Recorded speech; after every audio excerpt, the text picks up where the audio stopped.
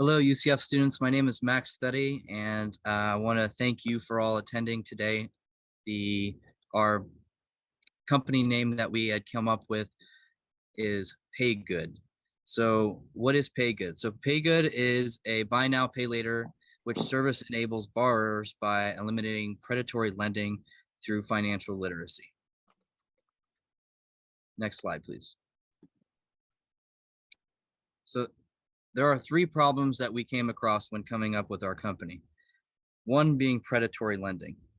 As you might know, in our buy now, pay later space, it's very new and their fees can be awfully confusing, which can also vary based on the companies that you use, which makes it a likelihood that you're likely to miss a payment or be late on a payment.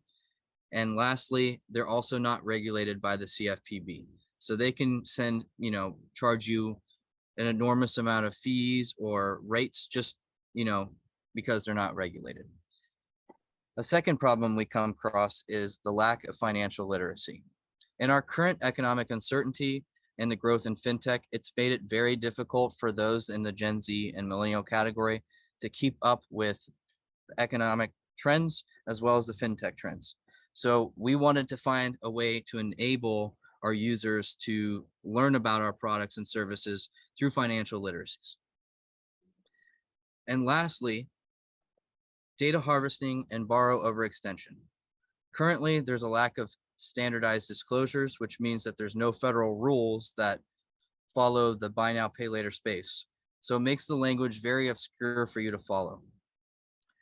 Secondly, dispute and resolution gaps, which puts you in the category of on the hook for any time you want to dispute a charge, right? You have credit card protections. Why not have buy now, pay later protections? Also, loan stacking, multiple relationships with different providers makes it awfully confusing for you to follow on, when your payments are due, what the payment installment structure looks like. And we want to make that very clear and upfront with you when you're using our product. And lastly, data harvesting. They use a model called merchant partner acquisition model in the current buy now, pay later space. So similar to abandoned cart model, where if you leave a product in the cart and then you back out, you get targeted for ads. So who knows what they're doing with your data by selling it to online services and other ad agencies. This concludes our problems for the buy now, pay later space. Next slide. The recent pandemic had fueled an increase in online purchases, and buy now, pay later has been popular, especially amongst the Gen Zers and millennials. The current burdensome socioeconomic culture has led them to embracing methods such as buy now, pay later. And problems that they are currently facing includes a lack of alternative credit, lack of flexibility in payments, current financial climate, and paycheck to paycheck factor. Next slide, please. So how does it work? Well, we offer a quick decision loan approval based on an in-house scoring algorithm to cover online purchases. Payment schedules can range from 3, 6, 9, or 12 months. Interest rates vary with each individual based on our in-house scoring. We assess credit risks by analyzing digital footprint from a host of public and private data. This can include shopping habits and behaviors.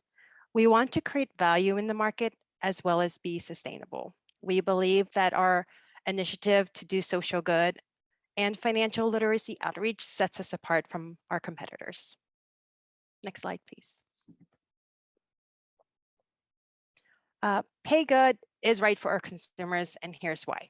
We offer short-term financing for up to $10,000, 2% donation to a charity of choice.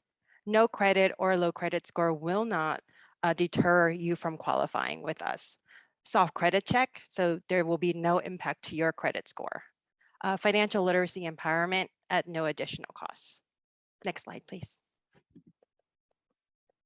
Why is PayGood right for you? Well, there's short-term financing for up to $10,000. We can help increase purchasing power and improve your credit score, managing payment plans. We offer more flexibility, easy approval process, financial knowledge at your fingertips, no late fees, and Most importantly, you get to do good by supporting a charity that is meaningful to you. We are confident that PayGood can meet our consumers' needs as well as exceeds their expectations. This concludes my part of the slide. On to my colleague. All right, so I'm getting to the point of the financial analysis as to why we believe that this is a viable option. These numbers are, of course, based on some market research that we have specifically, of course, done over the last couple of weeks. We have, of course, determined that these numbers are indeed, of course, viable, by which we would like to continue this particular PayGood, startup.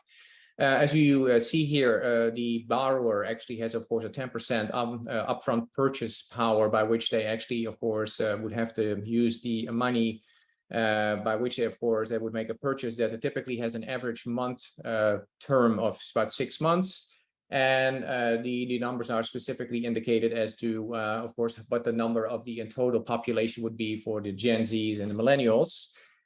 Which we have estimated to be about 128 million. As it turns out, our forecasted audience is approximately 128 million, because again, 75% of this population has a tendency to use the buy now, pay later space. And then since the estimated growth in this space is approximately 200%, we decided that in order to stay conservative, we are estimating it to be about 40%. We are basing these numbers on about $2,000 purchase on an average for a term of 4 months. And as you can see here with the following slide on the left-hand side, our cumulative customers at the beginning of the term would be approximately 2,500 customers, which is based on $5 million in total, by which, of course, 1 million will be preceding, and the rest is considered to be, of course, the funding where the audience comes in. And since you can see here that by the first year of 2,500 with a 40% growth, our first revenue will be approximately 1.6 million. And then, of course, with the margins being about 12, 14, and 15%, we will probably estimate it by end year of 2024 to approximately about $7 million. That will put our entire net income approximately at $1 million, as you can see on the right-hand side. That concludes my part of the financial analysis, and I'm going to give it to my colleague. Yeah.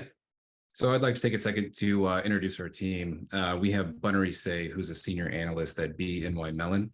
Max Theddy, who's an entrepreneur and recruiter at Finastra. Peter DeJong, who's a professor of finance at the University of North Florida, and myself, Brandon Dewey, who works in business intelligence at Verizon Finance. Now, as you can see, we have a very strong finance background on our team. What we think we need in order to turn this concept into a reality is a full stack developer. Ideally, this individual would have the skills and the knowledge to lead the development efforts with our mobile and web-based applications, as well as the server-side backend infrastructure. Now, since this person will be in charge of creating the applications that our end users will use on a day-to-day basis, they will play an essential role in determining the direction of our company and be an integral part of our core team. Next slide, please. So in addition to fulfilling the software development role, we hope to raise $4 million in financing.